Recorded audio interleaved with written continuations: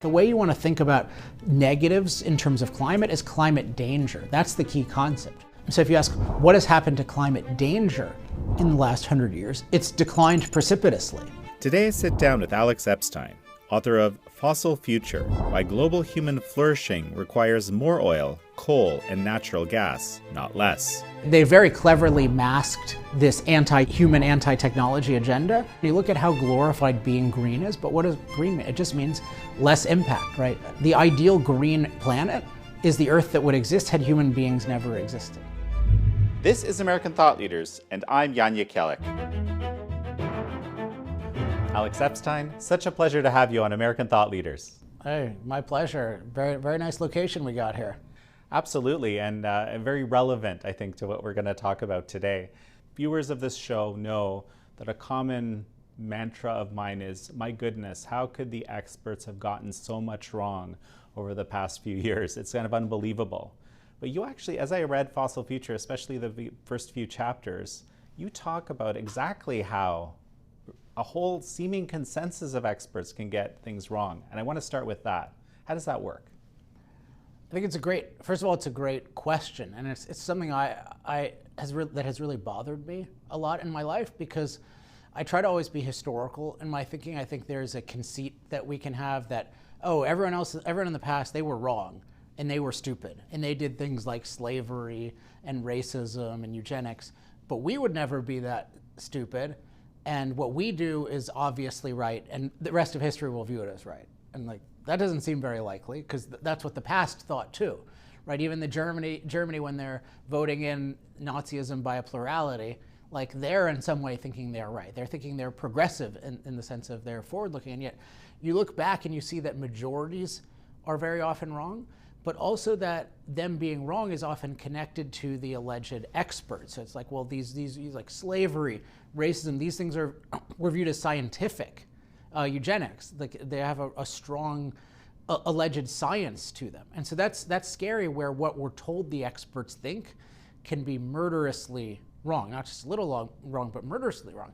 And one thing I realized is that a big part of what's going on there is not that these really murderous bad conclusions come from the actual researchers themselves, but it comes from some set of factors distorting the research. That's a really interesting kind of thing. So it's okay, well, there are advances in genetics or something, that doesn't logically lead to eugenics, in my view, and I don't think in many people's view, but people would distort those. And so one thing I talk about is, when we're getting what is considered expert guidance on some issue, it's actually coming through what I call a knowledge system, a set of people and institutions that has four main phases. One is the research phase, but then that research, to be useful to us, has to be synthesized dramatically.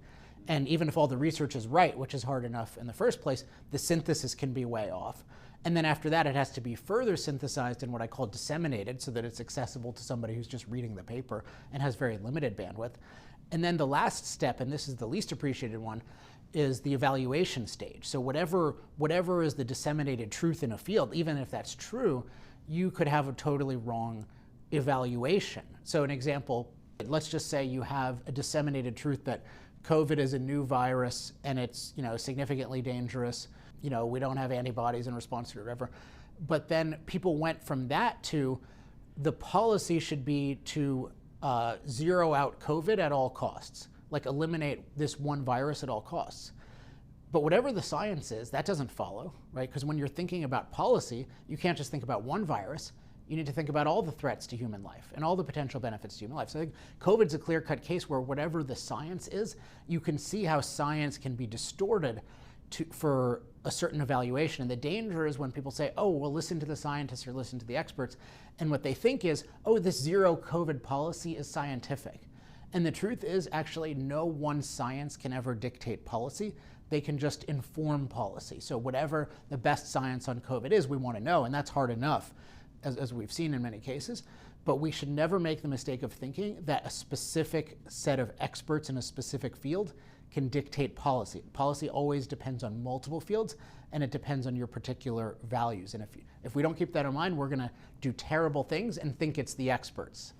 Well, and indeed, we've seen that actually happen, play out in real time over the last few years. And there's another element. So, you have this really helpful and logical breakdown of these points of failure where you go from, actual experts who are doing, many of which are doing, pretty good research to, an interpretation and policy around this research is totally devoid of what the original findings were, or largely devoid. There's this other element, and I'm curious how you see this fit into the whole stop climate change at any cost narrative. Is there were actual experts in the COVID context who were, trying to get information out that would counter the prevailing narratives and counter the prevailing policies, and they were basically kind of pushed aside or called fringe epidemiologists or whatnot, right?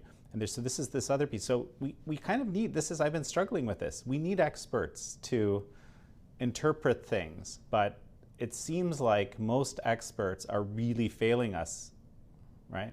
Well, yeah, what I would call designated experts. So there's a class of people who are designated as the spokespeople for all experts. And sometimes there's somebody like in climate science, there's a guy named Michael Mann who's an actual researcher in the field. Now, granted, he's got a lot of controversy and I think a lot of problems, but nevertheless, he's a researcher. But then also he is trusted to summarize climate science. And then crucially, he's trusted to make good evaluations of policy, which I argue he does a terrible job at because he totally ignores the benefits of fossil fuels. But I think you have those designated experts, but I think part of what the problem is we need more of a separation between expertise in a given field and then policy.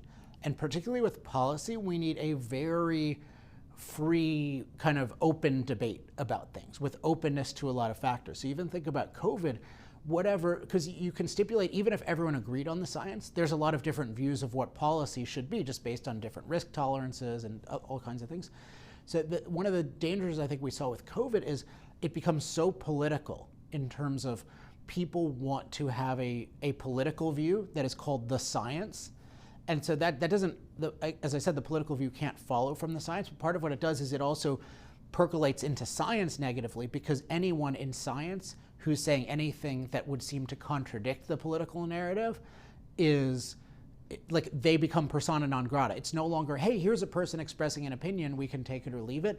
It's this person is derailing my political agenda. And I think that's what happened with a lot of the opposition to like lockdowns. Like anyone who was seen as, well, they're opposing lockdowns, they're a crank. And now I think certain people who were opposing lockdowns were cranks, and I think certain people definitely weren't.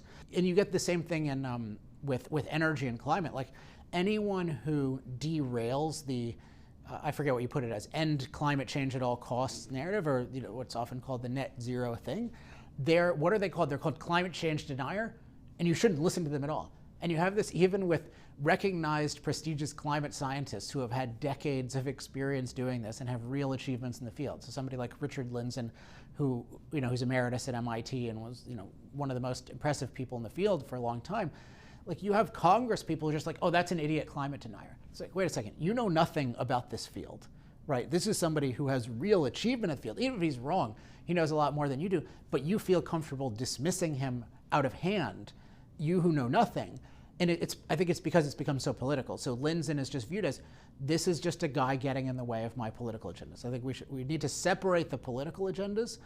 We need to just say, we're going to try to factor in the best science, but part of that is we want a robust debate about politics, and we want to be open to different views in science. Although I think in science there is room. It's important to know what's the state of consensus. That doesn't mean we should obey it, but you want to know. But even that needs to be explained very carefully. And one thing I've pointed out is you hear these numbers like 97% of climate scientists agree, and invariably the consensus is distorted to promote the policy. So today we hear 97% of climate scientists agree, and the actual studies say they agree that we have some climate impact, not at all catastrophic impact. But yet that's interpreted to mean 97% of climate scientists agree with the net zero agenda, which doesn't follow at all. So again, it's the science is being perverted or distorted to advance this set political agenda. I'm going to get you to make your quick case in a moment for me, but there's a couple of things I wanted to ask you. Have you ever thought about how similar this phraseology of, net zero and zero COVID is? Has that ever struck you? I mean, I've thought about the zero in general. I don't know if it's, I mean, they're both bad as a goal, but like net zero is much worse than zero COVID. Okay. I mean, much, much worse than zero COVID. In the sense of zero COVID is all things being equal, that would be something you would want. Like, I don't know many people who say, I'm really glad this coronavirus came along. Like, we should have some of it. I mean, you can say it's not, once it's out there, it's not a realistic goal and it's a damaging goal. And I certainly think right. that's the case. And I think the best people were saying that from the beginning. Like, this is going to become an endemic virus. It's going to be like the flu. And, absent some just total breakthrough in vaccination and other things, like this is going to be with us for a long time, and it's going to be an issue, but it'll be progressively less of an issue as we develop immunity. Whereas, like, net zero is, part of the reason I say it's worse is that, well, I believe pursuing it would be much worse. We'd have to get into that, but I think that trying to zero out our use of fossil fuels or even our emissions from fossil fuels on a 27-year time frame, I think that would be the single, and I mean this literally, I think that would be the single most destructive act in human history in terms of depriving people of energy and shutting down civilization. But then also, I think the reason why it's bad is because net zero climate, it's really net zero climate impact. It's part of a broader movement that says that our impact in general is bad. And this is why I find it so abhorrent. I talk about this a lot in Fossil Future. Where you talk about this anti-human framework. Or anti-impact framework. Which I thought was fascinating. Yeah, so if you look at, I mean, my basic premise is that the underlying goal of so much of what's going on with energy and environment is this view that human impact on nature is evil and we should eliminate it as much as possible. And that is such, when I was 18, I learned some pro-human environmental philosophy, and I didn't know anything about energy back then, and so I was still afraid of climate catastrophe, but I really concluded that the green movement was anti-human because I realized, wait a second, they're against human impact, one, and two, humans survive and flourish by impacting the earth. So you're against our means of survival. But that's really true, and you look at how glorified being green is, but what does green mean? It just means less impact, right? The ideal green planet is the earth that would exist had human beings never existed. So we have I believe we have a very deep-seated anti-humanism in our culture that's been growing over the past few decades and generations, and that's why I find when you say like net zero CO2, it's part of a broader thing of let's not impact the earth at all.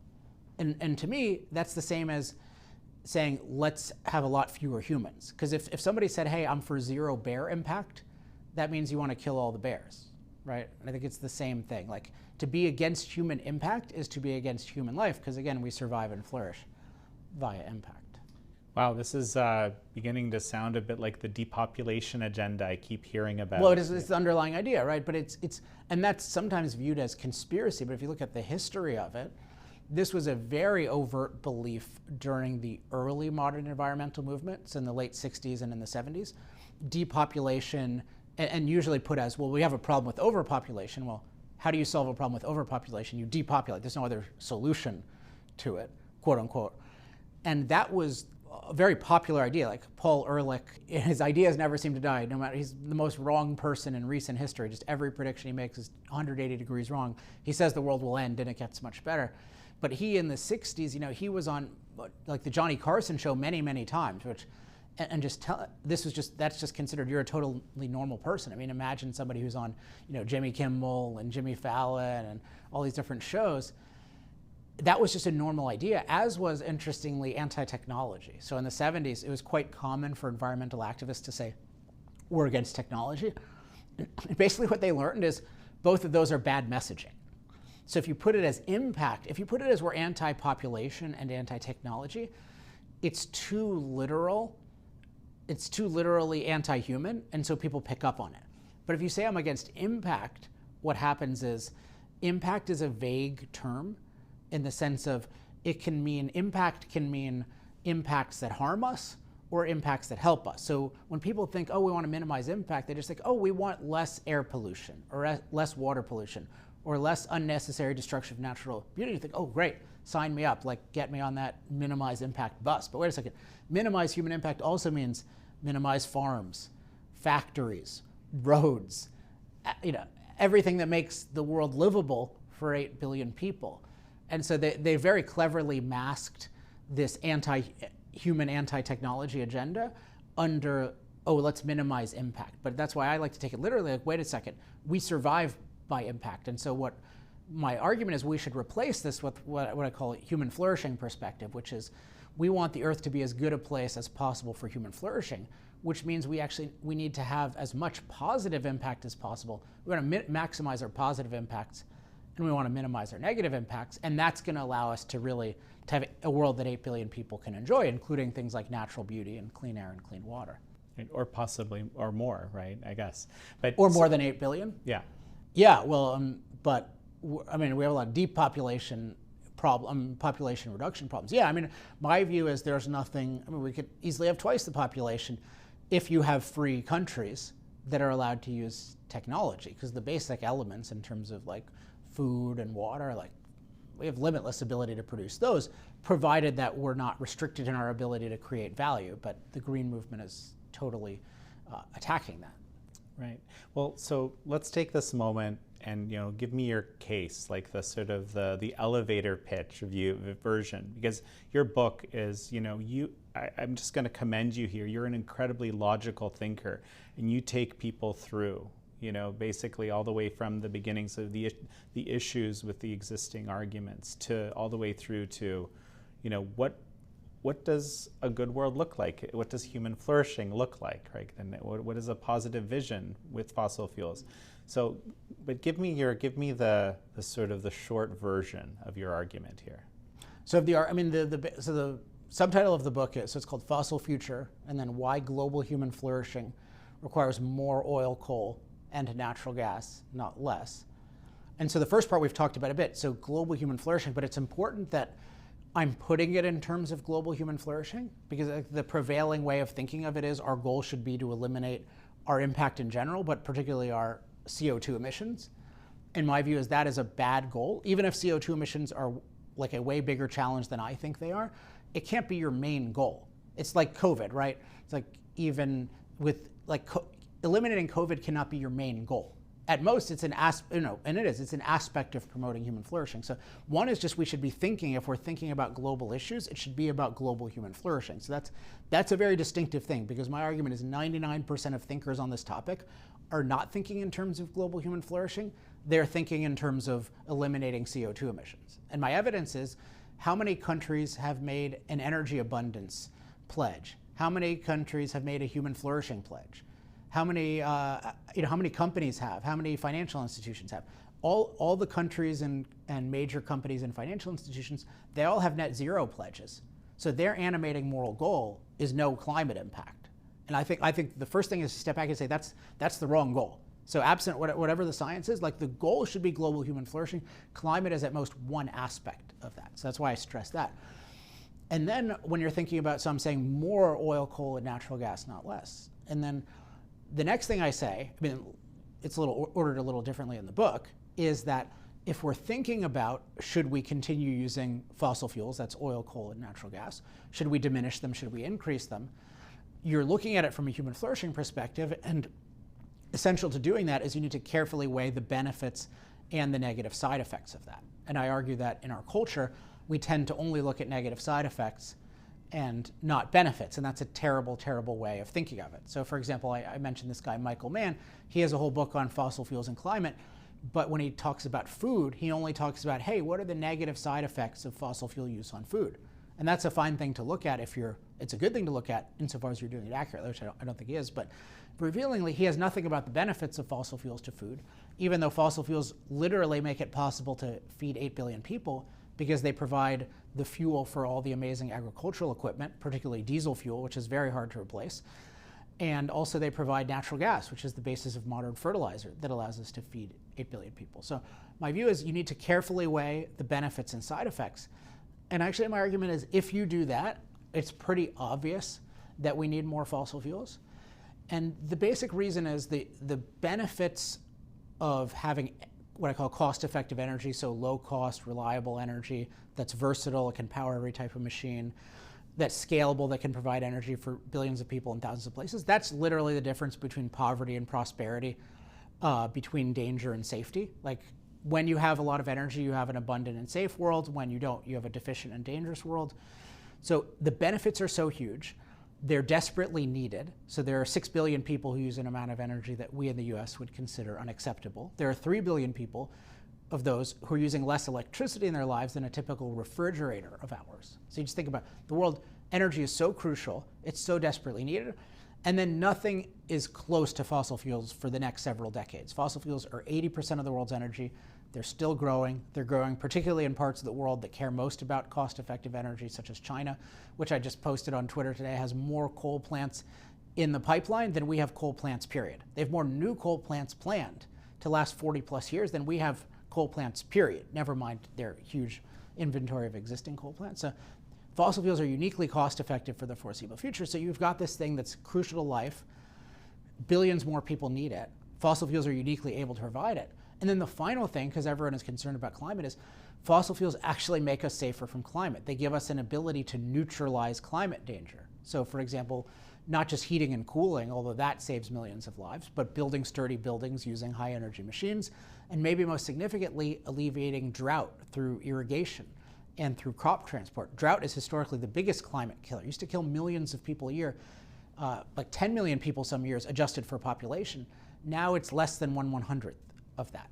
So fossil fuels, unlike say a prescription drug where you have benefits and you have negative side effects and sometimes the benefits outweigh them, fossil fuels have this unique ability to cure their own side effects. Because when you have energy, you can neutralize almost any danger, right? So even if we made drought worse in the atmosphere, we could be 10 times better at fighting it because of all the energy that we have. And that's why I think it's obvious, because once you realize how beneficial fossil fuels are, including how good they are at protecting us from climate danger, and you realize we've already been affecting the climate for 100 plus years, and we're safer than ever from climate, you have to think of the only way fossil fuels could really be a problem that would justify restricting, let alone eliminating them, is if the climate change just totally changed. Like it went from, oh, it's something we can totally deal with and be fine with, and then suddenly we're gonna have some devil climate that just ruins everything. And as I argue in the book, there's no science to support this at all. There's science to say we'll continue to get somewhat warmer, but we'll continue to master that and we'll continue to flourish if we have the freedom to use fossil fuels. You know, you also make the point about the safety is just that it's essentially fossil fuel use which has reduced the deaths associated with, you know, these hurricanes or basically things related to these types of weather events, but which also seem to be declining, not increasing, which is against the prevailing narrative, right? You mean the actual incidents? Yeah. Well, I think the most important point is the danger is decreasing. So we often talk about climate change as this evil thing, and I think that actually reveals bad philosophy, because climate change really means man-made climate change. And what people are thinking is, oh, if we made the change, it must be bad. So this is part of this anti-impact philosophy, or really, I think it's a religion, which is human impact is bad. And so climate change caused by humans is assumed to be bad instead of, hey, let's carefully weigh. What are the benefits of warming? What are the harms of warming? What about the greening? And then, of course, what about all the energy benefits that come along with it? So it's just a totally irrational way of thinking about it. The way you want to think about negatives in terms of climate is climate danger. That's the key concept. And so if you ask, what has happened to climate danger in the last 100 years? It's declined precipitously. And the best piece of evidence we have is that the number of deaths, or the rate of death from climate disasters like storms and floods and extreme temperatures and wildfires, that's down by a factor of 50. So that's down 98% in a century. And the reason is because the ability that fossil fuels and other technologies give us to master the climate, to neutralize climate danger, that ability is so much more important than any changes in the atmosphere. So sometimes people focus a lot on like, well, what exactly has happened to hurricanes, and is there a difference, and what will happen in the future? But the truth is that stuff doesn't matter too much compared to the ability to master it. The only way it would matter is if it was a total difference in kind. So if hurricanes doubled in intensity, that would be a huge challenge. But if you look at the literature, there are projections that they'll actually decrease in frequency and then increase 1 to 10% in intensity. That's not the kind of thing we should really be super focused on as a society. Again, we have 6 billion people who need a lot more energy. We ourselves could be a lot more prosperous. It's the wrong focus. And it shows the culture's not thinking in terms of human flourishing. They're thinking in terms of eliminating our impact. You know, I went to a school for my graduate work that had a prominent forestry school there. And one of the things you learn in forestry classes is that you mentioned wildfires. And basically when there's always a kind of a fire cycle in any area, and if you stop that fire cycle, you get these big catastrophic fires. You mentioned wildfires. This is why I think about this. Are wildfires really a result of climate, or are they a result of forest management, or is it a mix? Well, wildfires, and it depends how specifically you're asking that. I mean, in general, they're a result of nature, so they're just a natural phenomenon. But I'm talking about these sort of big, seemingly catastrophic right. So ones, unusually, like catastrophic wildfires or out of control fires. I mean, those are, I think if you just think about it for a second, it's pretty obvious that it's bad practices involved, because you just think about, I mean, you've studied forestry, so it's easier for you to think about it, but just somebody thinks logically, like, if it got like 3 degrees C warmer, like 5 degrees Fahrenheit warmer, so far it's 1 degree C, so about 2 degrees Fahrenheit warmer, like, is it really possible that the Earth is just going to catch on fire and there's nothing we can do about it? Like, is that really likely? And you just think, no, it's not. What actually causes fires? I mean, there are ignition events, and then what causes them to go out of control is there's a lot of kindling for them. And so you can imagine, couldn't we rationally manage forests in a way where we would reduce the amount of kindling, including we can build barriers if we need to between different areas. And people do this. I just might add, right? Right, they do this, but it's just logically, I just want to point to, there's this ridiculous fatalism when it comes to climate change type stuff, where people think, oh, we did the wrong thing, and the nature's going to punish us, and there's nothing we can do. And I think it shows it has a religious quality. It's like the climate god is punishing us, and we just sort of have to accept it. Versus in other realms, we don't. Like, just a little bit of a sidebar, but I made fun of Elon Musk about this years ago, because he's saying we can make Mars livable, but then he's warning that a 2-degree warming of Earth will be a catastrophe. How does that make any sense? You can make Mars livable, but your Earth 2 degrees, we can't handle it? So once you think technologically about the Earth, it's obvious, even if they don't have your expertise in forestry, that we should be able to avoid these fires. And then you look into it, and they manage the forests ridiculously. They allow what's called the fuel load to build up to these huge levels. They don't build barriers. They don't have, I mean, at least if we talk about California, where I'm from, there's just no rationality to the management at all. What we've done is we've just created this enormous environmental hazard. I mean, this is, I think, a literal fact. The California forest is the biggest environmental hazard in the United States. And if it were a private company, it would be immediately shut down. But you just have this unlimited source of fire that we just build up. We shut down logging. We don't clear enough brush. We don't do controlled burns properly. But it's totally a man-made thing. And the fact that we're focused on, oh, well, is there a drought, so it's a little bit more conducive, and did we contribute to that? That's A, obviously not the biggest factor, and B, it's so ineffective, because we have no near-term control over CO2 in the atmosphere. Because no matter what we do, the world is going to increase it. And even if we stop now, CO2 takes a while to leave the atmosphere. So it just really shows, I think, it's a perfect example of how people aren't interested in solving the problem. They actually like the problem to exist because it justifies their power and their attacks on various things like capitalism. Okay, well, let's since you mentioned this, let's talk about this ideology, or you're calling it a religion, that's kind of driving a lot of these policies. So explain that to me.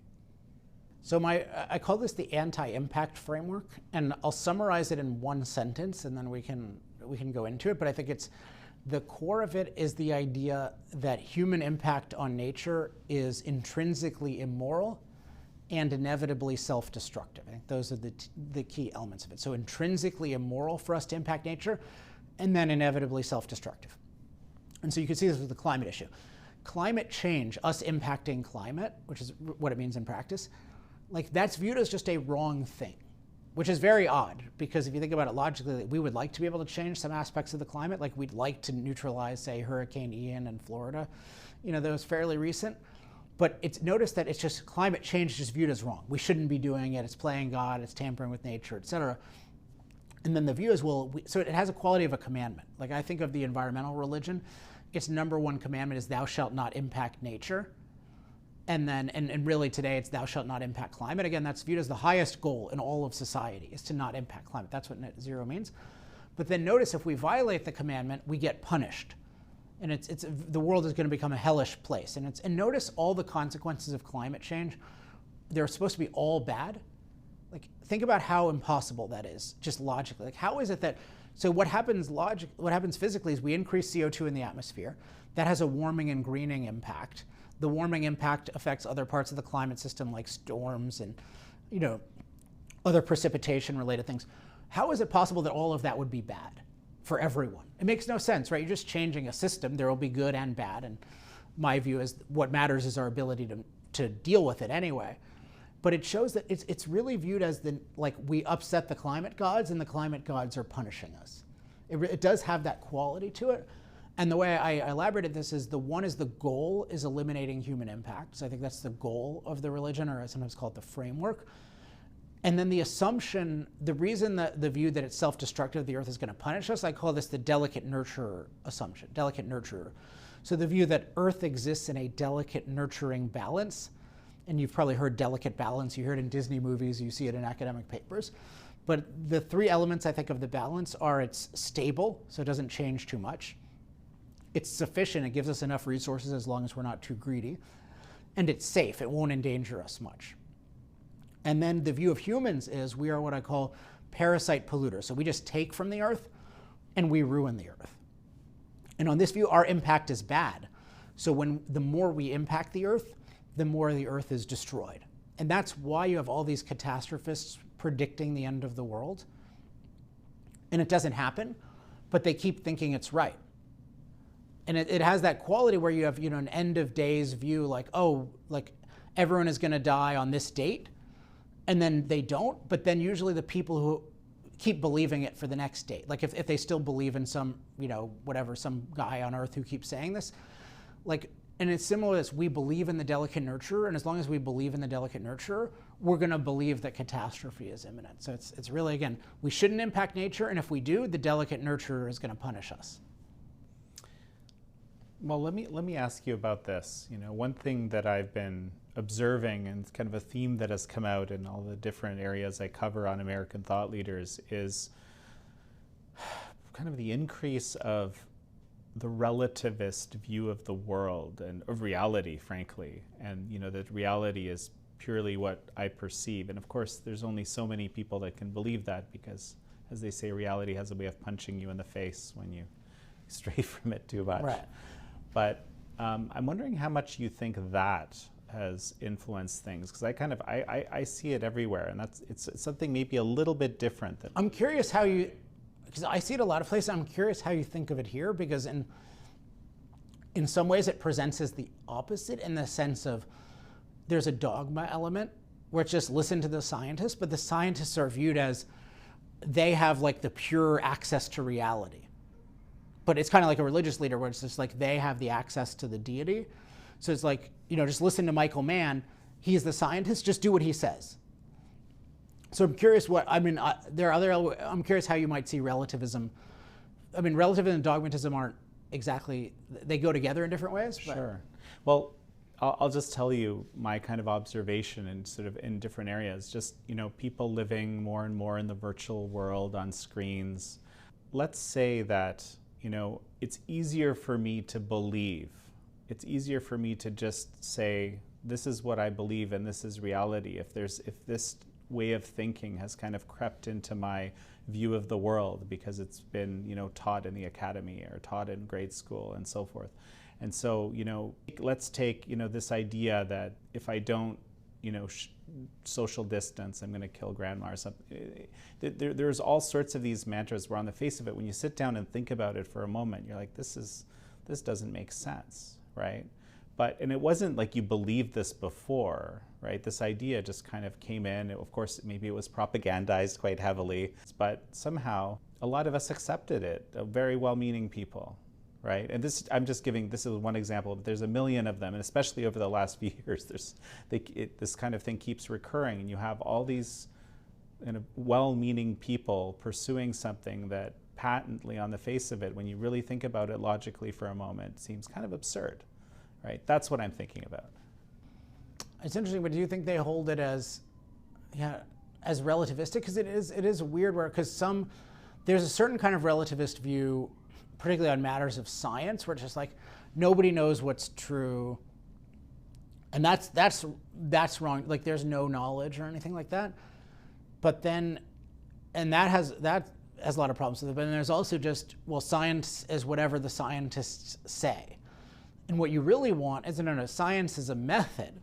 And it's a method we have to get a better and better understanding of reality. And we want to take information or advice, or at least information, from people who follow that method. But part of that is they need to explain it to us, and they need to respect our independence to integrate that with other things. And unfortunately, I think you see in so many fields, you see either the relativism or the dogmatism. I mean, maybe here's an example in climate that some of your viewers might find offensive. But there's this view of one side will say, hey, the science is settled, like we need to get rid of fossil fuels. And so then there's a response that says, no, science is never settled. But I don't think that's a great response, because without qualification, it just means, oh, well, we can't ever know anything, so you can believe whatever you want to believe. It's like you can believe that there is COVID or there isn't COVID. That's okay, right? And that's not what it is. It's that science is not dogmatic, and that people believing it doesn't make it true. But you can still have progress in science. Like in a sense, you can say, well, the law of universal gravitation is sort of settled science. It's a dangerous term to put it either way, as settled or unsettled. But I think both of the response to people saying climate catastrophe is settled is not to say nothing is ever settled, so I'm not going to think about it. It's to say, no, actually, this is not settled at all. Like, there's no evidence that we have climate catastrophe. We don't have climate impact. And there's certainly no evidence that we should get rid of fossil fuels as a solution to that, because the benefits of those are so huge. So it is interesting how it's so common to have dogmatism and relativism versus a more objective approach where you really think in terms of scientific method, logical method. And that's what we really need as a culture, is a culture of scientists and other experts who explain things rather than try to dictate them. And if you have that, then you can really make progress. Well, and of genuine, I think of it as genuine truth seeking, which is really what science is. It's a method to try to get at the truth of a situation, and we come up with models, and some of them work incredibly well, almost all the time. So we say, okay, that's settled. But then we sometimes find, a problem, which causes us to rethink the whole thing, right? And again, coming back to this relativism piece, right? I just wonder if we've kind of, a whole lot of people have maybe given up on this idea of truth seeking, because maybe there isn't truth to seek. That's true, but I think they've also given it up in terms of, let's just listen to authorities. They say something this week that they didn't even think last week, right? Which is just, you notice how quickly the dogmas shift. It's just immediately this thing. And there's no recollection of what I believe, but it suddenly becomes my biggest conviction. You even see this with priorities on issues. So it's just some issues in the news, and then this is my biggest priority. I mean, there's the whole virtue signaling type thing, which is just like, oh, well, racism is now my life's passion to fight because I saw something on TV.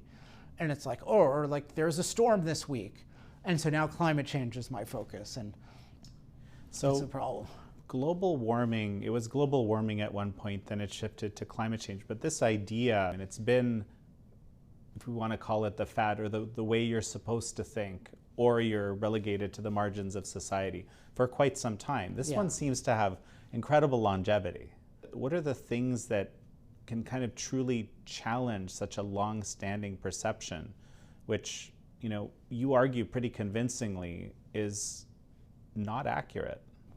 I'll qualify that anthropogenic climate change is a cataclysm, catastrophic, imminent cataclysm, exactly. Or something. Perfect. Right? Yeah. Well, now you made me think about why is it so enduring, right? Which is an interesting thing, because I think part of it is, just to speculate on that quickly, I think part of it is it's not, I hate this term, but falsifiable, in the sense of, even if you make a specific prediction about change, and it doesn't come true, you can still say, it's such a vague term, you can still say, oh, we had climate change, or we had impact. So it's something about, like if you just say, well, the world is all going to end from acid rain in this decade, like when you just, let's put it this way, when you speculate specific human consequences by a specific date, then that can be proven false.